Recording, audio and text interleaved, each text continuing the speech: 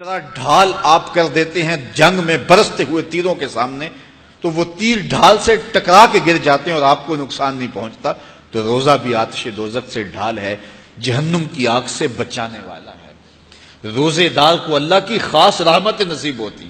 ایک حدیث میں آتا ہے کہ روزے دار کو دو خوشیاں نصیب ہوتی ہیں۔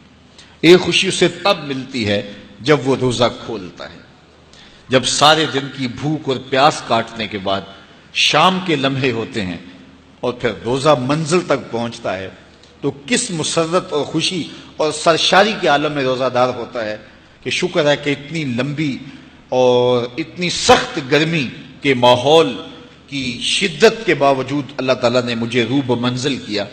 تو اس وقت ایک احساس اس کے ساتھ جڑا ہوتا ہے، اور پھر جب وہ ٹھنڈا اور میٹھا مشروب اپنے کام و دہن میں ٹپکاتا ہے اور وہ ٹھنڈا میٹھا مشروب اس کی رگوں کو تر کرتے ہوئے معدے کی طرف بڑھ رہا ہوتا ہے، اس کی زبان بولے نہ بولے دل اللہ کا شکر ادا کر رہا ہوتا ہے، اس کا ایک ایک عضو بدن رب کا شکرانہ ادا کر رہا ہوتا ہے۔ وہ ٹھنڈا اور میٹھا مشروب رگوں کو تر کرتا ہوا آگے بڑھتا چلا جاتا ہے، لیکن شکرانے کا وہ پیکر بن جاتا ہے۔ وہ ایک مسرت، ایک خوشی کا عالم ہوتا ہے کہ روزہ بھی نب گیا، سارے دن کی تکلیف بھی کٹ گئی، اور اللہ نے مجھے افطار کے لمحوں تک پہنچایا۔ فرمایا روزے دار کو ایک خوشی تب ملتی ہے جب وہ روزہ کھولتا ہے، وَفَرْحَةٌ عِنْدَ لِقَاءِ رَبِّهِ، اور دوسری خوشی روزہ دار کو تب ملے گی جب روزے کے صلے میں اللہ اپنا دیدار عطا فرمائے۔ بنی آدم کے جتنے بھی عمل ہیں 10 سے لے کر 700 گنا تک اس کا ثواب اولاد آدم کو اس کا دیا جاتا ہے۔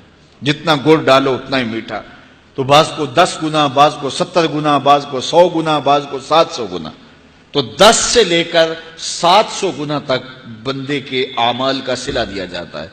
لیکن میرے حضور نے فرمایا لیکن روزہ جو ہے اللہ فرماتا ہے وہ میرے لیے ہے اور اس کا اجر میں خود عطا کروں۔ جب وہ خود عطا کرے گا تو کتنا عطا کرے گا؟ سخی اتنا بڑا ہو تو پھر کیا عطا کرے گا؟ بلکہ بعض نے اس کو عجزی بہی کی بجائے اجزا پڑھا ہے بصیغہ مجہول، کہ روزہ میرے لیے ہے اور اس کی جزا میں خود ہوں۔ باقی اعمال کی جزا جنت ہے، جنت کی نعمتیں ہیں اور بہت کچھ ہے، لیکن روزے کی جزا میں خود ہوں۔ اور جس کو وہ خود مل گیا پھر جنت میں مل گئی، جنت والا جو مل گیا پھر جنت بھی مل گئی، جنت کی نعمتیں بھی مل گئیں۔ تو روزہ اللہ کی خوشنودی کا ذریعہ ہے، اس کی رضا کا ذریعہ ہے۔ تو خوش نصیب لوگ روزے کی برکتیں حاصل کرتے ہیں۔